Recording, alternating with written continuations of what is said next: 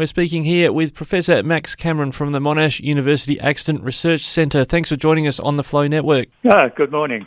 Now, you've put some research out about the need for some more, among other things, road safety measures in regional Victoria. Do you want to outline, first of all, what those recommendations are? Oh, well, we've been particularly focusing on the mobile speed cameras because we think that on rural roads they become much too predictable.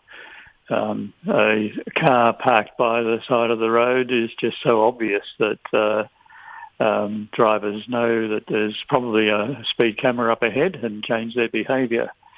We've also found that in Victoria the sites don't tend to move around very much, that they are limited in number. They've become well known. Drivers expect the same camera car to be there the same time of the month each month, and that needs to be avoided.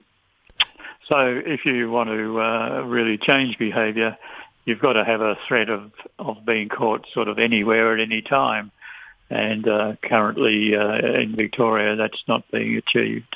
And with this, I guess this adage that's used by governments that speed cameras save lives, is that something that's backed up with your research? Oh, yes. There's no doubt that the mobile speed cameras, depending on how they're practiced, but at least as practiced in Victoria and in Queensland, where they're operated covertly without any advance warning signs and inconspicuous vehicles, have a general effect on speeding.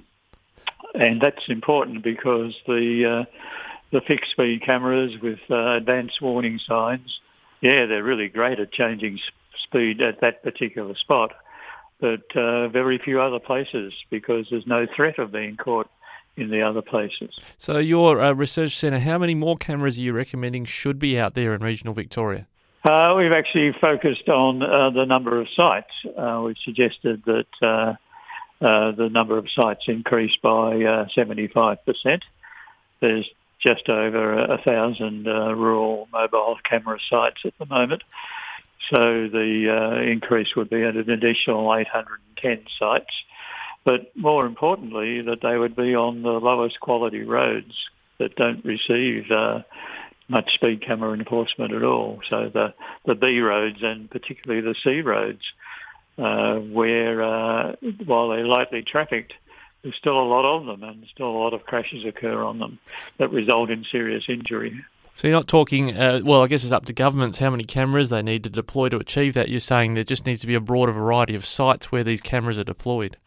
Exactly right, and we've left it to governments to decide how to achieve that. They could increase the hours and just do it on all the existing sites. That's not good enough. You need to have that broader coverage, especially on roads where there hasn't been much attention in the past. Is there other suggestions you've got on the speed camera front? I want to talk to you about drug driving a bit in a moment, but on the speed camera front, other recommendations you've made? No, it's about the mobile cameras in rural Victoria. We think the rest of the system is working well because the rest of the system is essentially affecting speeds at problem spots, as a fixed speed camera does. And of course, the point-to-point average speed cameras cover a longer road section, but they're usually black lengths of road as well, in that they've got a crash history.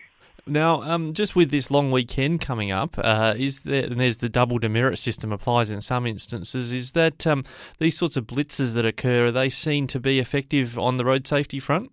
Not in my opinion. The research behind the effect of double-demerit points has not been put to the scientific test. In fact, if you try to find any quality scientific paper about those, I think you'll struggle to find it. Ah, that's very interesting. But and these blitzes where there's higher police presences, though, during these weekends, double demerits aside, they're generally deemed to be effective? Well, if you're talking about double demerits as such, I'll leave it to others to give you the evidence that they're effective, because I don't believe it. All right, well, with the drug driving side of things, I think you've had a few things from the research centre to say about the need for more of that. Is that across the state or specifically in regional areas? No, that's across the state.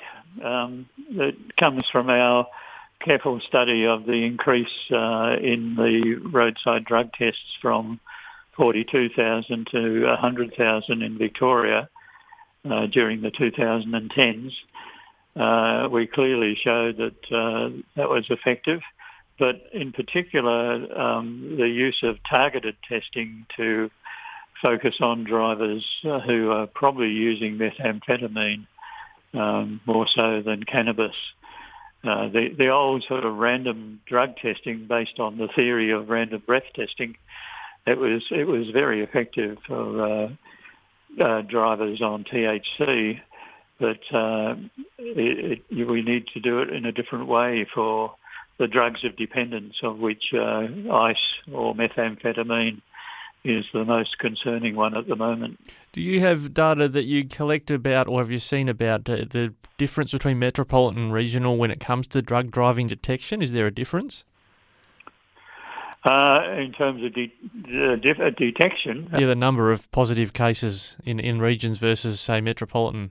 Yeah, I think it depends on what part of the regional area you're talking about. It's not a general rule, but there are certainly parts of Victoria where the drug driving problem is more acute than others. Is there specific regions that you can recall off your top of your head, or are they just generally pockets? Oh, I think the area around Shepparton is of concern, but I've let others comment on that. No problem. All right, well, we'll leave it there. I think there's some very useful observations you've got there, and as we go into a difficult weekend with a long weekend, people just need to keep their eye out and be sensible on the road.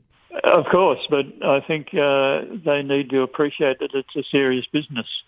And the most effective way to change their behaviour is to put in their heads that there's a real chance of being caught speeding and drug driving anywhere at any time. All right, Professor Max Cameron, thanks again for speaking with us on Flow. Much appreciated. Thank you.